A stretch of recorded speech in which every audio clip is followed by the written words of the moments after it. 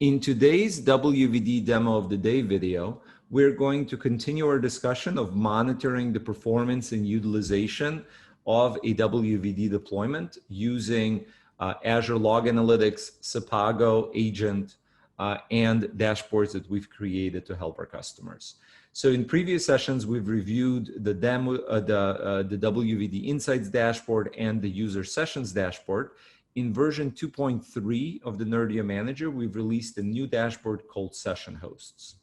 And this dashboard really gives you a very comprehensive look that then allows you to drill into utilization of individual session hosts across multiple dimensions. This really helps pinpoint performance issues or any over-provisioning or under-provisioning of resources.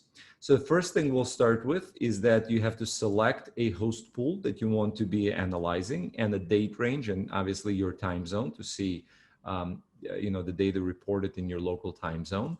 You'll notice here that there is no way to select all host pools and show data from all host pools in one graph, and that is because each host pool has its own unique configuration, and it's important to look at things on a per host pool basis.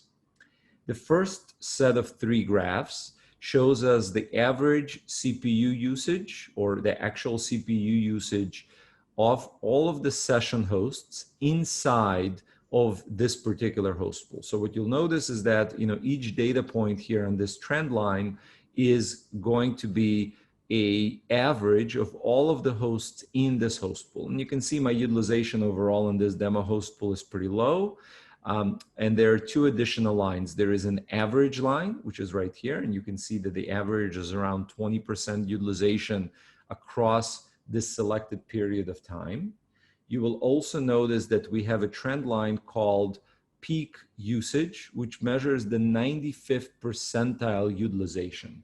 So instead of looking at what is the maximum usage, which would obviously be somewhere up here, and that would get triggered by even a single data point at that level, we decided to display a 95th percentile utilization, which is really more closely representative of what the peak is, at 95th percentile. So you can see 95th percentile, we are at 32% utilization. So that is CPU.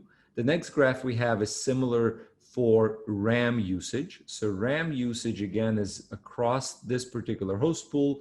We have our average line right here at 45%, and then we have our peak line at 48%. Again, we can see that this environment may be over-provisioned because we're not, fully utilizing either the RAM or the CPU. Then we have something called processor queue length that also shows you the average across all hosts, as well as the average and the peak. And we can see that even the peak is very close to the average here. There are some spikes here. There may be some artifacts in the data, or this may be real, but it is available to you right here. Now, one thing to note about this graph is that you can zoom in to a particular point in time, which will update the charts below and the reports below. So for instance, if you wanted to diagnose a particular point in time when you saw a spike, you can just click and drag on that graph. That is going to zoom into that point in time. You can see it right here. And the next chart here you'll see will say session hosts in this pool from a particular, from this time to that time. And what you can see is which hosts were participating in that pool at that time, what was the average CPU usage over this time frame, what was the trend over this time frame on both of them, what was the RAM usage and the trend of RAM usage. So you can clearly see that in this time frame, this host, the 1D host, was much busier than the 1F host. And if you click on one of these hosts, you will be given a breakdown of every user that was logged in at that time. You can see how many sessions there were at that time, and you can see which users were logged in. And on this user graph, you can tell the username, the average input delay, which is how long an application takes to respond to the user after they click or type something into that application, a trend, and then network latency. So this is just a really handy way to zoom into a particular point in time across a particular pool, see which hosts were in it, click on the busy host, see who was on it, and then see the trend and the actual usage of each individual user. As we scroll down, we have some additional analyses that are available to us. For instance, what we may want to ask a question of, have there been any instances in the selected time frame, which is last 7 days, where the CPU usage in this host pool exceeded 90% for a predefined duration, let's say 3 minutes or more? If we do that, we'll see that there were 3 instances of such usage. You know, there was one at 91%, one at 91%, and another one at 92%. And as we click on one of these data points, it will show us a point in time for the host that was responsible for this event based on our configuration up here. It will show us who was logged into the host and what the CPU usage was for which one of their processes. And you can search this list either by process name or by username to figure out, okay, what was really responsible for this elevated utilization of this particular event. So that's on a CPU basis. And then we have something similar on the RAM basis. So you can select, you know, have I had any events of 75% or more RAM utilization for 3 minutes or longer? And it appears to be that there have been no such events in this demo environment. So I'm going to select, let's say 50%.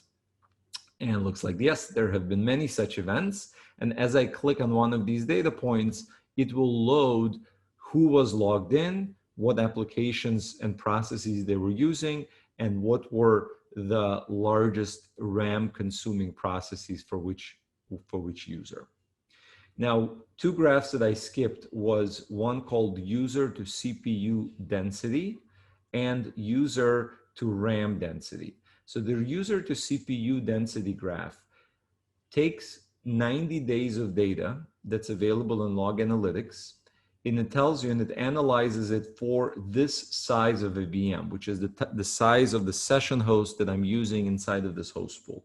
And what it does is that it plots number of users across the x-axis and the CPU utilization across the y-axis. And what you can see is at what point are you saturating the CPU, meaning how many users does it take to get the hosts to a particular CPU usage level. So what you can see here that at 13 users, we get to roughly 70% utilization. So what that tells me is that my density for each one of these hosts is roughly 12 or 13 users, because I really wouldn't want to be much higher than 70% utilization. And if this is a 8-core CPU and I can put 12 users on 8 cores, that means it's about 1.5 user per CPU on average, which is a very useful piece of data in terms of sizing your WVD environment. Now we have a similar graph here for RAM.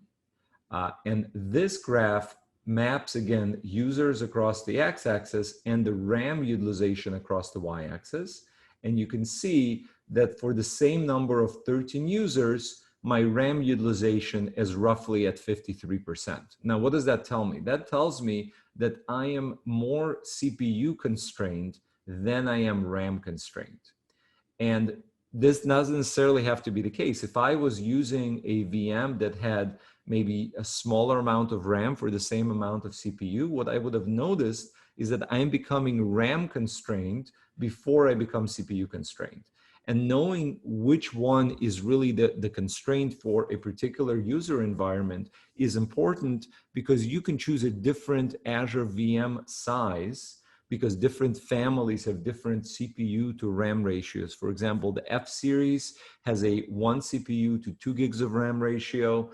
The D series has 1 CPU to 4 gig of RAM ratio, and the E series have 1 CPU to 8 gig of RAM ratio. And knowing this and having the information about which is the constraint, you can properly size your environment and get the most efficient Azure consumption spend. So that is our RAM analysis and CPU analysis. And there's actually more information that's available. So for instance, we get information on a per session host basis over the selected time frame. So we can click on one of these hosts. We can see the average CPU, the peak CPU, RAM, input delay, queue length, disk queue length. We can see things like bandwidth and egress transfer. All of that type of information is available on this dashboard. And if we click on one of these hosts, we'll actually get a day-by-day utilization, so we can actually narrow in on a particular time frame to understand what type of utilization we were seeing on a particular day. And if there's anything that's yellow or red, obviously that's something to focus on. And then once we see what day that was, we can jump back to our graph right here, reset it back to no zoom, and then zoom into a particular time frame to analyze it more closely by looking at users and their corresponding utilization. So this is the session host report, and there are going to be more dashboards and more analyses coming in future versions. And this is going to help you be more efficient and cost effective in your WVD deployments. See you next time.